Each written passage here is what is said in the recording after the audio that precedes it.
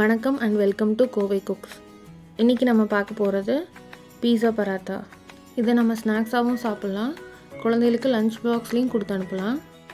Cheese சேர்த்துருக்கனால நல்லா விரும்பி சாப்பிடுவாங்க.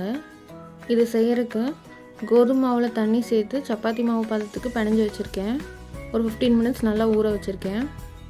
அடுத்து ஒரு பவுலில் பொடியாக கட் பண்ண குடமிளகாய், கொஞ்சம் பொடியாக நறுக்கின வெங்காயம், 1 டீஸ்பூன் சில்லி ஃப்ளேக்ஸ், 1/2 டீஸ்பூன் உப்பு, துருவின சீஸ் சேர்த்து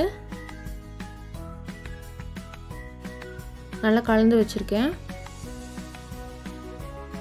ஒரு மாவு உருண்டை எடுத்து கொஞ்சம் திக்காக தேய்ச்சிட்டு அது மேலே 1 டீஸ்பூன் சில்லி சீஸ் ஸ்ப்ரெட்டு தேய்ச்சிக்கலாம். நீங்கள் பீஸா சாஸும் தேய்ச்சிக்கலாம், இல்லைன்னா டொமேட்டோ கெச்சப் கூட யூஸ் பண்ணிக்கலாம். அந்த ஸ்ப்ரெட் மேலே நம்ம மிக்ஸ் பண்ணி வச்சுருக்க சீஸ் மிக்ஸை வச்சு அந்த மாவோட ஓரங்கள் அப்படியே ஜாயின் பண்ணி சீல் பண்ணிக்கலாம்.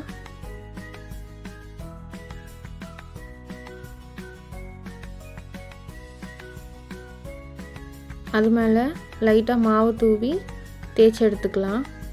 மீடியமாக தேய்ச்சா போதும், ரொம்ப தின்னாக தேய்க்க தேவையில்லை. இது இனி தோசைக்கல்ல போட்டு கொஞ்சமாக ஆயில் சேர்த்துட்டு 2 சைடும் கோல்டன் ப்ரௌன் ஆகிற வரைக்கும் வேக வச்சு எடுத்துடலாம்.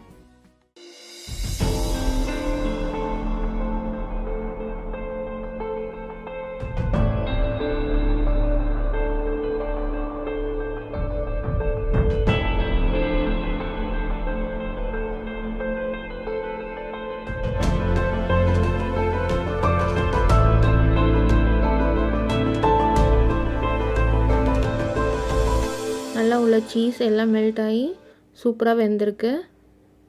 அவ்வளோதான், நல்லா டேஸ்ட்டாக பீஸா பராத்தா ரெடி ஆயிடுச்சு. இதை நீங்கள் வீட்டில் செஞ்சு பார்த்துட்டு எப்படி இருக்குன்னு கமெண்ட் பண்ணுங்கள். வீடியோ பிடிச்சிருந்தால் லைக் பண்ணுங்கள், உங்கள் ஃப்ரெண்ட்ஸுக்கு ஷேர் பண்ணுங்கள், எங்கள் சேனலுக்கு சப்ஸ்கிரைப் பண்ணுங்கள்.